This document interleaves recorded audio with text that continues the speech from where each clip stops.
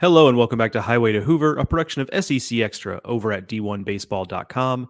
I'm your host, Joe Healy, joined as always by my good friend and co-host, Mark Etheridge. We're here to recap week 4 around the SEC, and it looked like a light lift of a weekend for SEC teams, and in some cases, that's what it turned out to be, and in some other cases, it wasn't quite so easy, and that's baseball for you. That's a tough lesson to learn sometimes. So we'll recap everything that happened, the good and the bad around the league, but first, I have to let you know that this episode of Highway to Hoover and every episode of Highway to Hoover is brought to you by PitchLogic, the system used by players, coaches, scouts, and instructors at all levels of play, from youth leagues to the big leagues. The easy-to-use and affordable technology makes the platform accessible to every player at every level. All the metrics and features used at the highest level. See pitchlogic.com for more information.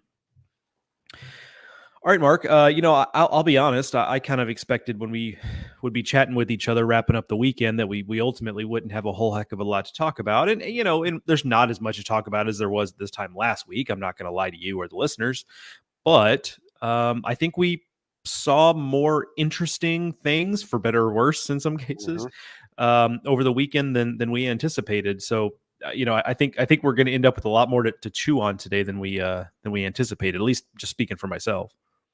Yeah, absolutely. I mean, there were, out of the 14 teams, 12 won their series.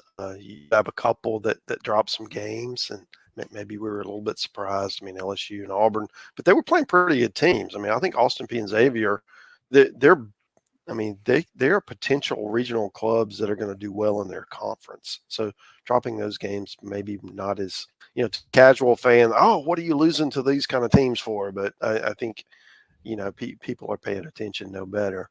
I went to Auburn on Sunday, and it was the day after Auburn played what Butch Thompson called the worst game of his head coaching career. That's a mouthful. He's been coaching a minute. So for him to feel that way, you kind of wondered after that loss. I mean, in the Friday game, if you recall, Auburn trail going into the 8th inning, had a home run in the 8th to tie it, and a walk-off in the 9th to win it, right? 2 solo shots. So it was anyone's game. They could have very easily been down 0-2 going into Sunday. And with Austin Peay, that was a feisty bunch, and they were energetic, and they were loud and boisterous, and Auburn heard about it on Saturday. And when they came out Sunday, Austin Peay jumped out like 2-0 in the first inning with a home run, and you're thinking, oh boy, this is gonna be a one of these days that it's gonna be wild. But it really wasn't. Auburn just destroyed them. It was 24-5 by the time it was over. It was a run rule game, and it wasn't even that close. It was one of those days, and it was really fascinating listening to Butch, because I mean he took that loss really personal. The way that they played, they made a whole bunch of errors and walks, and it was just you name it, they did it wrong. And for them to come out and look really good, they look like a very polished offense anyway. And pitching wise, that they did enough. And I think it's always interesting how teams respond, right, after you go through a really challenging loss like that, how you did it. And for those interested, I did a story on that. It's up on SEC Extra now, just going through what Butch said to the team and how he approached it. I got a couple players' quotes on there as well, just to kind of understand, when you're going through like this, it's kind of like life, right? You're always going to have these moments that are challenging for you, and we all have them, but it's how you respond that really shows, your character and what you're about. And if, for at least this time, Auburn responded superbly, right? And that was, one of the biggest stories for me of this last pre-conference week. Yeah, other news out of that series. Well, we knew this going into the series. Joseph Gonzalez did not pitch, skipped in the rotation. As we're recording this we're recording this Monday evening. He threw a bullpen supposedly earlier today. So if as you're listening to this, there has already been news about Joseph Gonzalez. It's just because we haven't heard yet. So that if there's some big news about him one way or the other, and we're not mentioning it, that's why. So, but we expect to hear something about that this week ahead of next weekend. And of course, if you're an Auburn fan, you're holding your breath because this feels a little bit like last year, where it was like, we're going to test him and we're not, kind of kicking the can down the road, and you just hope it's not that same kind of deal. So we will see. I was going to talk about Florida first, Mark, because they won their series, but I didn't always feel like it. They, much like Auburn, very easily could have lost that series. The opening game, it took a 3-run home run from Colby Shelton when they were down 2 in the 10th, right, to win that game, and then they lost the second game, and then comfortable win, much like Auburn on Sunday. But I think you'd have to have your head in the sand at this point to not start to think about what they need to do on the mound. Cade Fisher has not been what they hoped on Friday. Liam Peterson has had his moments. He has like individual moments of brilliance in games, but he also makes mistakes, and he's a freshman. And I think we've been spoiled by freshmen in the past, right? Like just in the last 4 to 5 years, we've had Burns and Beam and Carter Holton and Jack Leiter and Kamar Rocker, and I'm sure I'm missing at least several others. But for every one of those, you've got a handful of really talented freshman pitchers who it takes them a while. And this year we've got several examples with Peterson. Ethan McIlvain at Vanderbilt's not been all that great. Cam Johnson's just flat out not getting used at LSU. So, those are all really talented guys. And so anyway, the inconsistency from Liam Peterson is not totally unexpected, just given his youth. But the reality of the situation is, Cags has been pretty good on Sundays. So you really wonder where you wonder where it leaves them. Obviously there's the logistical challenge of, hey, Cags is a two-way player and he's been pitching on Sundays. So if you're going to move him up, it would give him short rest on whenever you decide to move him up.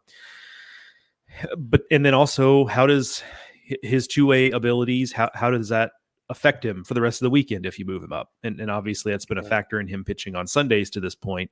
But it's not just the rotation. It's also, they're still very much trying to figure out who their guys are in the bullpen. Like you there are a couple of them that we know, but they went to Luke McNeely again, another talented freshman, and he just, the secondary stuff has not been as good as maybe we hoped it would be, and he's struggling with location, and it just looks like a freshman who's kind of lost right now. And some of the veterans they were kind of hoping would be stalwarts, like a Blake Purnell, just haven't necessarily been as sharp as they hoped. So it's mostly a rotation problem right now, but it's not entirely a rotation problem. So, and that plays into the rotation issues, right? Because it's one thing if you had like Luke McNeely, for example, just lighten it up out of the bullpen, and it's like, you know what, let's run the kid out there and let's see what he's got. But they don't even have that many options, right? I mean, I guess you could try Ryan Slater. I guess he's been pretty good and he's multi-inning guy. So you consider stuff like that. But regardless, it was just a weekend where, when you combine it with a midweek loss to UCF, where you start to say, okay, this is too much now for us to just be able to like wave our hand at this and say like, they'll figure it out. And they very well might still, but we're now at a point where we do need to kind of address the elephant in the room, which is that Florida's not pitching like we expected them to. Right. There are 14 teams in the SEC and they're 13th. And when you're at this point, you're hanging out with Missouri in the pitching column, you're not having a very good time. And that's where we are with Florida. There's talent. There's guys that probably will figure it out. It's just not working right now. And some of that maybe you need to show roles and you need to move some things around. And they've kept the same 3 starters for the entire 4 weeks, and you've had mixed success at best. I think Fisher, at least he gave you a little bit of ling. I think he threw 102 pitches Friday, and after a slow start, he kind of figured some things out. So maybe there's another week of that. But I don't know. Maybe it might be time to consider moving Cags. at least to Saturday this week. Maybe you can move to Friday the following week if things don't go well with Fisher, because they start with A&M and LSU. And you talk about high pressure situations. Everyone's going to be watching those games.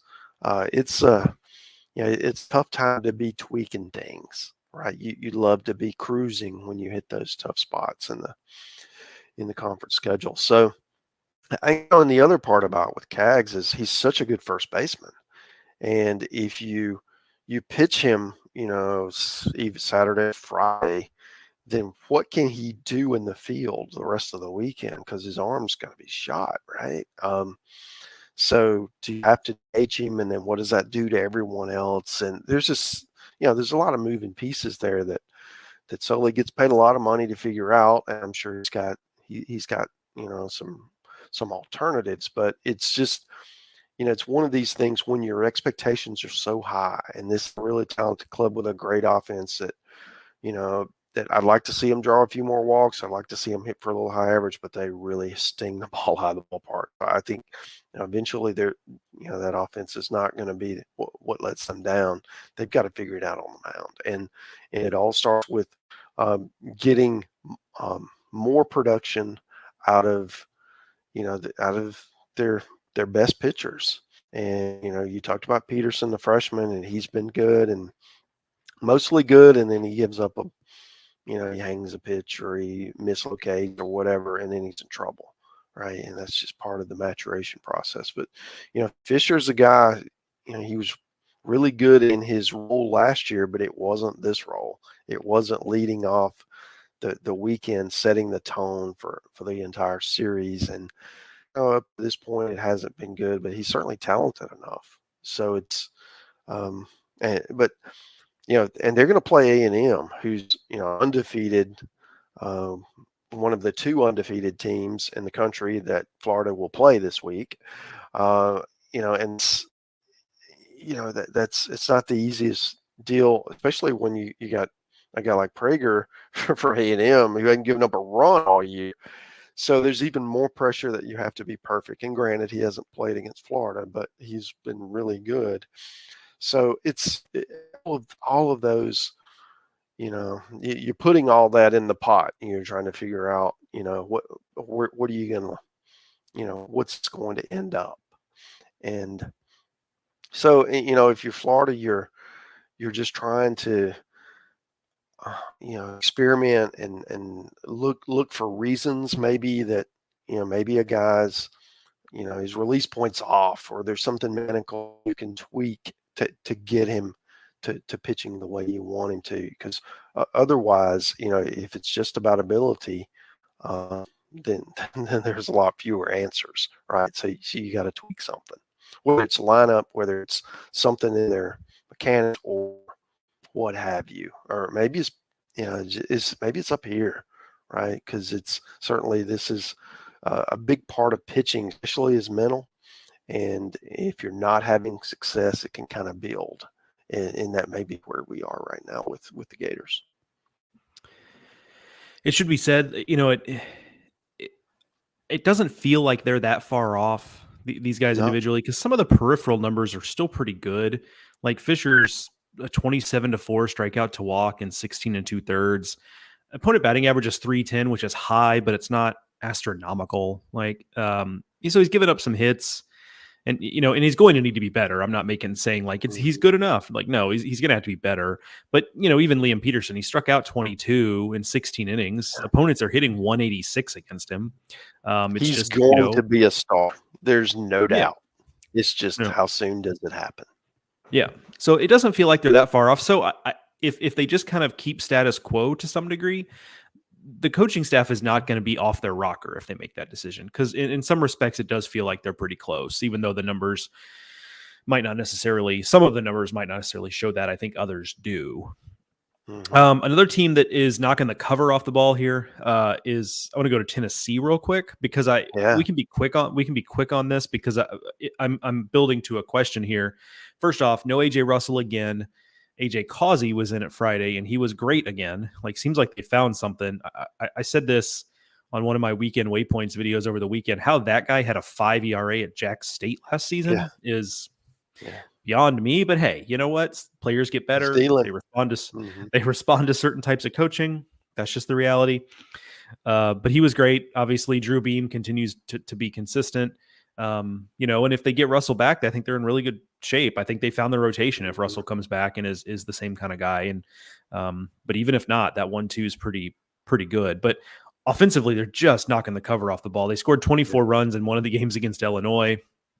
They scored 39, I believe, in three games, which is, I'm told, is good. And I wondered now when you look at their lineup, and I'll pull up their stat sheet so I can make sure that I'm like really looking at this clear-eyed. But so they started the season without Ariel Antigua, who was going to be in the mix to be the starting shortstop.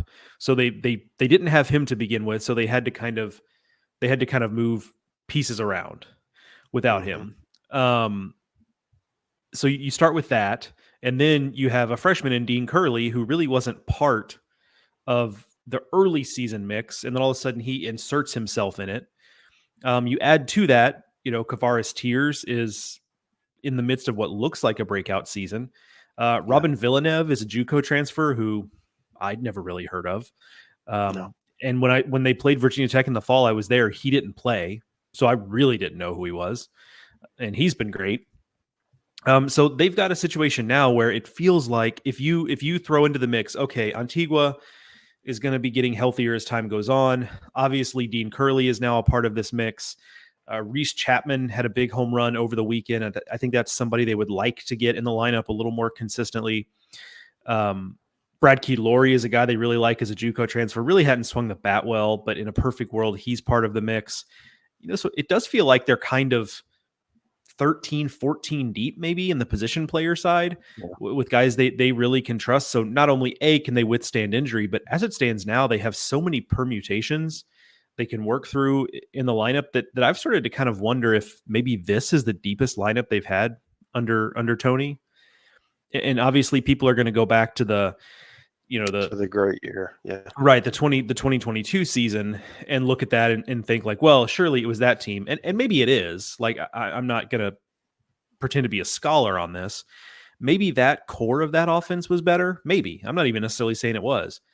But this feels deeper than that was. Because at that time, they were still working with some recruits from the Dave Serrano era. And they were still kind of building what they're doing now. And so it feels like this might actually be a more fully operational lineup than the ones they've had in the past. And we'll see once they get into SEC play. But man, it's just so deep. They've had so many guys step up and be better than I expected from them. So I'll be intrigued to see if this holds up, because I do think, look, they've hit 44 home runs already. This does feel like a team that could be could end up being the most dangerous offense in the SEC, and maybe, like I said, the deepest of the Tony era, if you will. Yeah, it's certainly Tony's built a monster there. They've so many options, so many players. If one guy's having a rough day, you've got multiple options to play with that lineup. So it's a huge advantage. I guess it's all dependent on how they're going to hit once SEC play starts, just like for everyone else. We can talk about that with Georgia, with Alabama, who Tennessee will play in the opening. They scored 40 runs this week, right, in 3 games. So you look at Tennessee and Alabama playing. That could be a lot of scored action in that series, especially with both of them a little maybe understaffed on the mound potentially. So I do think that you mentioned Tennessee. They're a really physical team, and they typically have been under Tony. And the question will be, what are you going to get out of Russell if he's able to come back? I'm with you. I think that rotation is going to stack up pretty well with anybody the way Causey's throwing right now. But otherwise, if not, what does Sunday look like? Is it Combs? Is it Snead? Is it someone else that isn't getting a chance right now. So I think that hopefully Russell comes back and solves that question, and he's in one of those three spots because he was lights out early.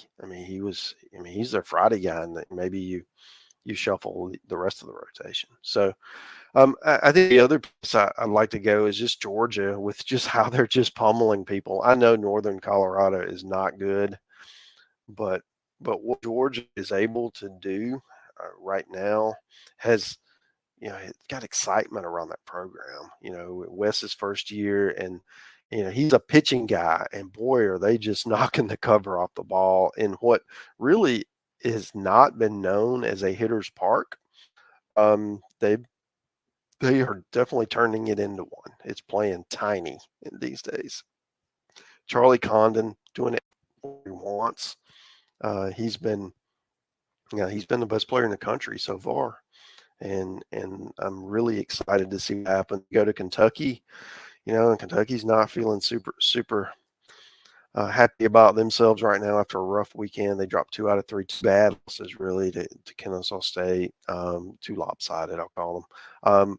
So what does that look like when Georgia goes in there? Kentucky's best team that they have faced, and they're also probably a little angry, wanting to prove a point after a rough weekend. So that to me is one of the most fascinating look aheads, if you want to opening weekend. Yeah, agreed on that. I don't know if, and first of all, for those who maybe are watching this video and have watched me scratching my nose a lot, I'm heroically fighting off a sneeze and have been really since we started this. So I'm trying to rub my nose and try to get it to go. Anyway, that just so you guys don't think, I think I'm just crazy. That's what I'm working on here. But like I said, I'm heroically fighting it off. Yeah, I'm with you on Georgia, and I don't know.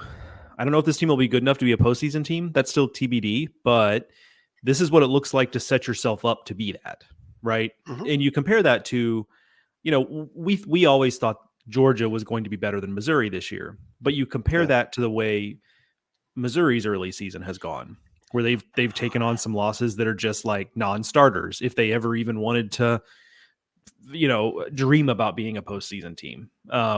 And so again, I didn't expect Mizzou to have the kind of success early season that Georgia has had, but it is just 2 very different seasons so far for 2 programs that we kind of looked at as being rebuilding, right? And I think the difference for Georgia is going to be, do they find their guys in the mound? I mean, they've got good numbers so far, but it does still feel like, look, I feel pretty confident that, Leighton Finley is going to be, a rotation guy through and through, but Maracna started on the weekends. Now they've got Maracna going in the midweek this week. So it does still feel like they're doing a little bit of shuffling, which is fine. Like, they got a lot of guys, that's kind of part of the process. But I do think it's going to come down to how good is their pitching actually, because I think there's enough depth here offensively. And you mentioned how good Condon's been. I've started to hear people, and not just, jokers like you and me, I've started to hear people who would know that Charlie Condon might have worked his way into the first overall pick discussion with the way he's swinging the bat. And he's got limitations. I'm not here to try to convince you that he's going to be the slick defensive player at the next level. He's probably a first baseman or maybe a left fielder, right? I think he's a corner outfielder. Yeah. Right. Yeah. And he's got a decent arm. So maybe it's right field, but in a world where Kyle Schwarber can play corner outfield the big leagues, Charlie Condon probably can too, but he has worked his way into that rarefied air. Now I would still probably bet on Cags or someone like Travis Bazzana who can play middle infield, right? But Condon has edged his way into that discussion, which is really, really impressive. Absolutely. Let's talk about a team whose pitching feels very settled. That's LSU. The 1-2 of Luke Holman and Gage Jump combined has yet to allow a run this season. 4 starts, neither of them have allowed a run. So take that, Ryan Prager. They've got 2 of them, which is actually kind of funny because I actually heard somebody comp Ryan Prager is kind of like a left-handed Luke Holman in terms of the stuff is good, but it's not blow it by you stuff.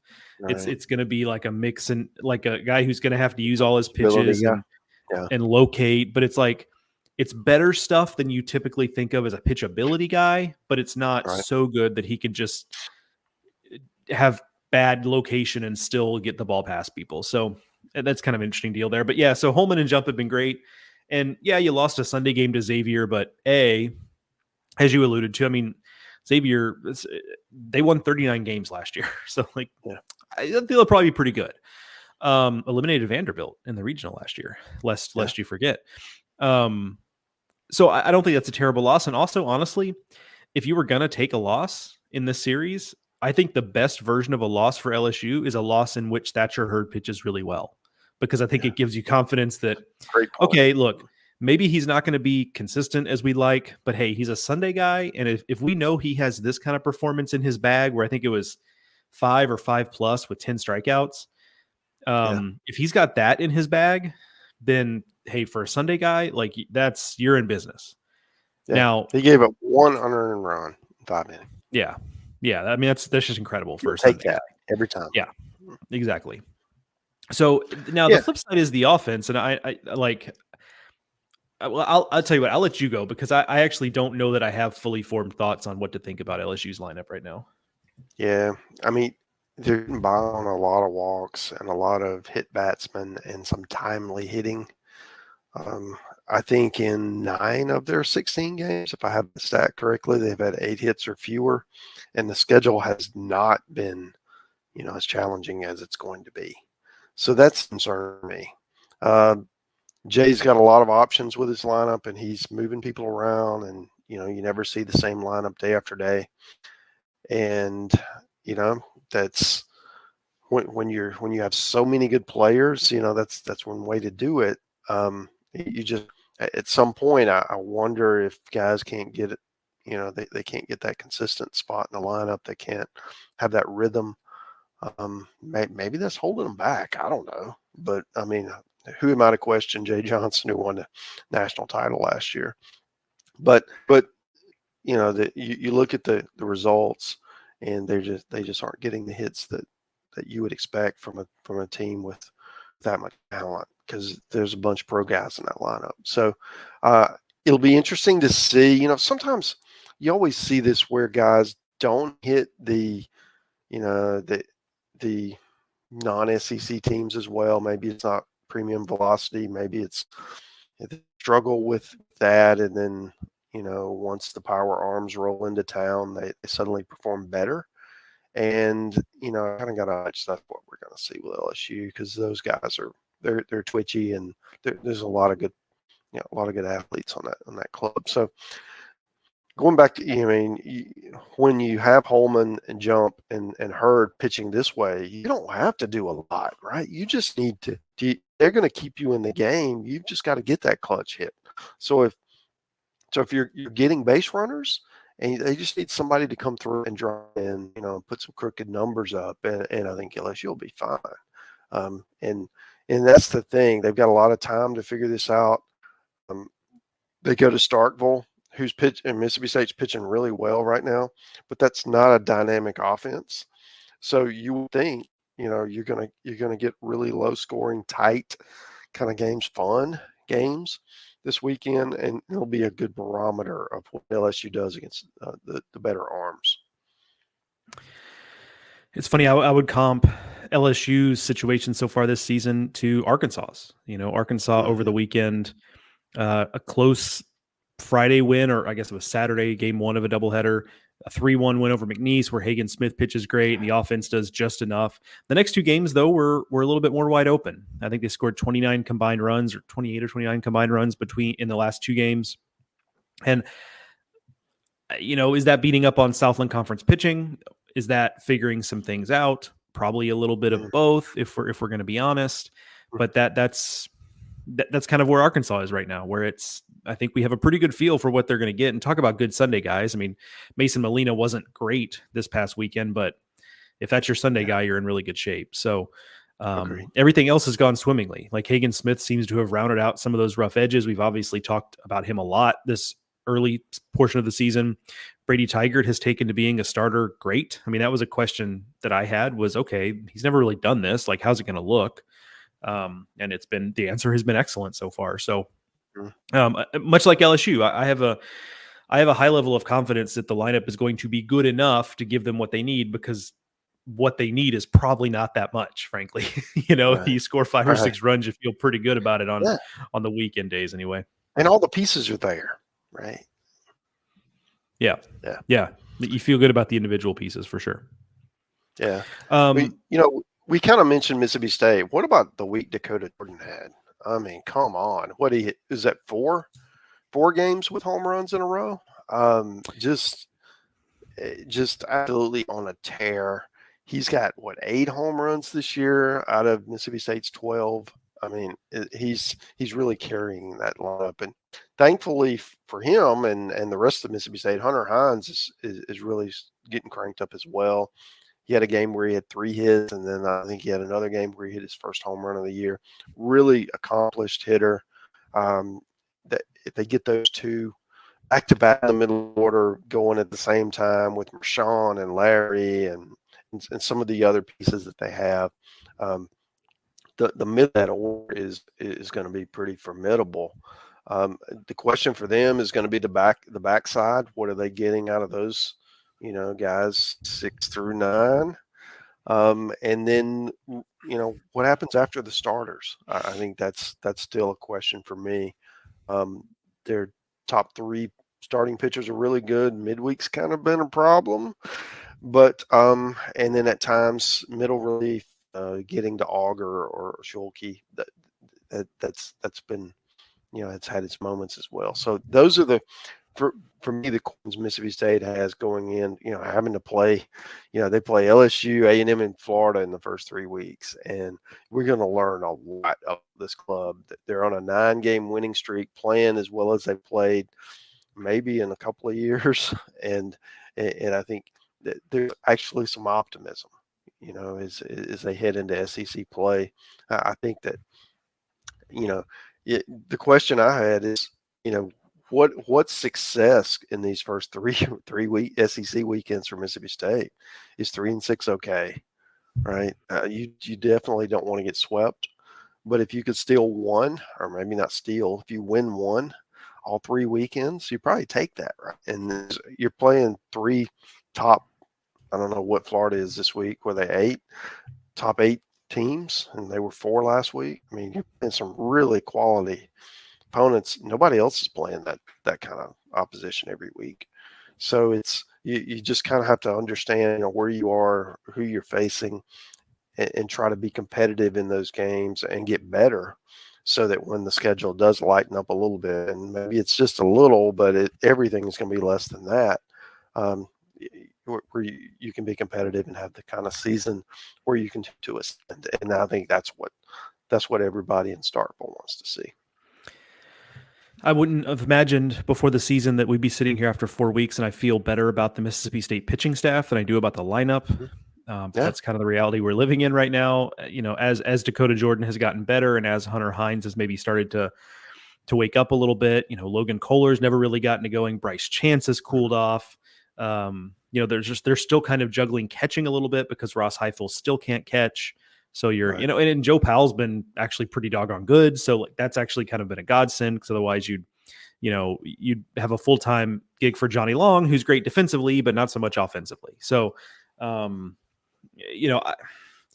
just think this is kind of going to be what it's going to be for this team this year. I don't think there's a silver bullet out there. It's just going to have to be enough, and we'll find out whether or not it will be here pretty soon. Just quickly, Ole Miss sweeping Morehead State. Much like Mississippi State, you'll just take the fact that it was kind of a quiet routine. There was a 1-run game on Sunday, but kind of a quiet routine series sweep, which is kind of what you need when you're gearing up You'll for take it. Right, exactly. And and it does seem like they are smoothing some things out offensively. Ethan Leger has come around. Luke Hill has come around a little bit. Great weekend. Jackson Ross has been pretty good. The pitching has seemed to get a little better, especially at the back with Saunier. So some positive signs again. Both of those programs, though, like those fans are just kind of on edge a little bit, and they're going to have to do some winning in SEC play to completely change minds. That's just the reality of the situation. Yeah, and Andrew, I mean, go ahead. Moving Liam Doyle to Saturday was interesting for me Oh because yeah. he was a guy who really hadn't pitched a ton and had I didn't really know what his role was going to be, and he was good Saturday. So I think he certainly did enough to I would assume that Michael running back out there again. So I think that if you have a high ceiling guy like that, that's kind of what they're missing. I mean, TJ Quinn was supposed to be that guy, and he's kind of scuffled a little bit. So that to me is Ole Miss. They're starting to hit. If their pitching comes around and they're able to have some success late in games, both on the mound defensively and at the plate, because I think they're going to be in a lot of close games. So it's going to be that important, to have that success late. I also really fascinated with, they opened with South Carolina and at home. South Carolina is a team that hasn't played a great schedule other than one weekend, and they played two incredible games, as you well know, with Clemson. They've kind of dominated everyone else. What happens against Ole Miss? That's another game, especially in Oxford. That's one that makes it even more challenging to predict, which way that's going to go. Because, if it was Columbia, it'd be pretty easy. You'd pick South Carolina, but in Oxford, that does give you pause. I think that, that can be a really challenging place to play, especially if they have some early success and the crowd kind of feels the liquid energy and starts to get involved. It feels like it plays a little bit into South Carolina's hand. I just Googled the weather for this weekend in Oxford, kind of a stormy Friday. And then Sunday kind of cloudy and no precipitation, but kind of gross. Like the worse the weather can be there for South Carolina, the better for them. Because if the weather's good, they're going to have a whole bunch of people out there and it's going to be a crazy atmosphere. And so they this is the rare weekend where the Gamecocks might actually be rooting for some rain, not enough rain to really ruin things, but some rain, right, just to kind of depress turnout a little bit. there you go. Yeah. Wrapping up kind of the rest of it, you mentioned South Carolina, sweep of Longwood, really nothing to see there. What else do we have? We talked about Georgia, Northern Colorado, Vanderbilt sweeping Illinois State. And to me, the most impressive thing there is they continue to show they can at least win some games different ways. Friday, they needed basically all of their 14 runs to get a win. I think the final was 14-9. But then got great pitching the next 2 days. Bryce Cunningham with 8 innings on Saturday. Devin Futrell with the first complete game of the season on Sunday. First complete game of the season in the SEC, period, not just for Vanderbilt. Yeah. So I think that's important for them to continue to show that they can win games that way. And then we kind of touched on it, but Missouri splitting 4 games with Purdue Fort Wayne, which is tough. I've mentioned a bunch that this season for Mizzou is going to need to be process oriented, not results oriented, but that is indisputably bad optics. Going 3-4 in 7 games against Horizon League opponents the last 2 weekends is not exactly what you're looking for. So that is kind of the rest of the action there. Mark, anything with that? Oh, and we kind of mentioned Kentucky's series loss to Kennesaw, but the interesting thing there for me is that they're really not fielding the ball well this year. And that's weird. We could agree. That's table stakes for them, right? I mean, you start with that and then you build on it. Right. Last year their calling card was playing great defense, and they took care of all of their business in non-conference play. So over the weekend, losing a series to a non-conference foe and playing poor defense in some spots was just like a jarring thing to have happen. So feel free to chime in with any of that on any of that stuff, Mark, before we close out here. Yeah, I mean, obviously, Kentucky's had so much success last year. I'll be surprised if they don't respond well to that. I mean, they just seem like the kind of team that loves a good chip on their shoulder. And hey, people are going to probably pick Georgia this week. The game's in Lexington. The series is in Lexington. I do think that look out for the Wildcats to respond pretty well. And just I guess a couple other, just looking ahead to the weekend. Vanderbilt hosting Auburn. It's a ranked matchup. really, really fun matchup because you have Vandy, who has all these power arms, against an Auburn lineup that can really swing it and they can hit fastballs. So that's going to be that to me is a really fun matchup. Another ranked matchup, Tennessee and Alabama. Two really offensive clubs. Not that they can't pitch, but their offenses are their calling card. That's a fun one. We talked about Ole Miss and South Carolina. We talked about LSU, Mississippi State. We all mentioned Arkansas and Missouri, although maybe we shouldn't, because if Missouri's not handling the horizon, the number one team in the nation on their home field is going to be a tall order. And then, then you've got Texas A&M going to Florida, which is where I'll be, and I'm fired up for that. So that's, I think, you got a top 10 matchup. A&M's undefeated. Florida, kind of like what we talked about with Kentucky, they're going to be hearing all week about how they're struggling. This what's wrong with this team.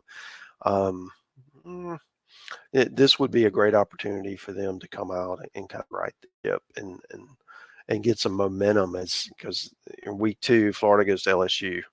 So if you're struggling going to LSU, that is not a great recipe. So that you know that Sully and the gang are going to be ready for the Aggies when they come to Condra.